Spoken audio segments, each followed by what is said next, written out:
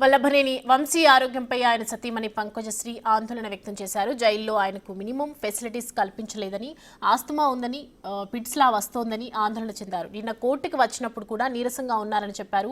హైట్గా ఉండే మనిషికి 6/4 రూమ్లో ఉంచడం ఏంటని ప్రశ్నించారు. కనీసం కూర్చోటానికి ఒక చైర్ కూడా ఇవ్వటం లేదన్నారు. వంశీని అన్ని రకాలుగా అబ్యూస్ చేయడం సరికాదన్నారు.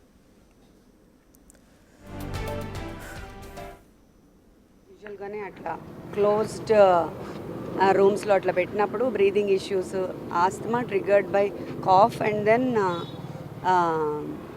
ఇది కూడా వస్తుంది కన్వల్షన్స్, అంటే ఫిట్స్లా వస్తుంది ఫ్యూ సెకండ్స్.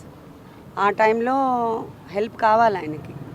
సో ఇప్పుడు ఆ 6/4 బ్యారక్లో పెట్టేసి ఆయన బయటికి రాకుండా పనిష్మెంట్ సెల్ లాగా పెట్టేస్తున్నారు. ఆయన హైట్ తెలుసు కదా మనకి, 6/4లో ఎలా ఉంటారు అంత హైట్ ఉండే మనిషి. 22 అవర్స్ లోపలే పెడుతున్నారు. మనం పిటిషన్ వేసాము, మనకి ఫ్రీగా తిరగాలి ఆయన, ఇవన్నీ ప్రాబ్లమ్స్ ఉన్నాయి కాబట్టి అసిస్ట్ చేయాలి ఒకళ్ళు.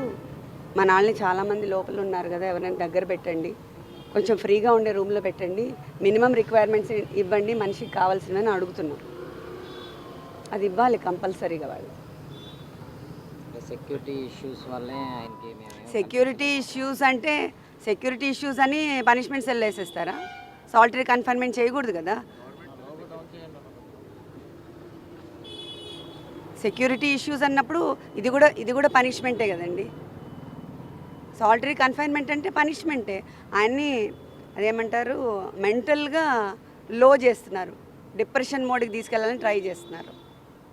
మరి ఇంకా ఉన్నారు కదా ఈ కేసులో అరెస్ట్ అయిన వాళ్ళు, మన వాళ్ళు చాలామంది ఉన్నారు. అందరినీ కలిపి ఒక చోట వేయమని మేము అడుగుతున్నాం. అది కావాలి మనకి. ఇప్పుడు పాలిటీషియన్ అంటే 10 మందితో తిరిగి అలా 10 మందితో మాట్లాడి వాళ్ళ రిక్వెస్ట్ని తీసుకొని సర్వీస్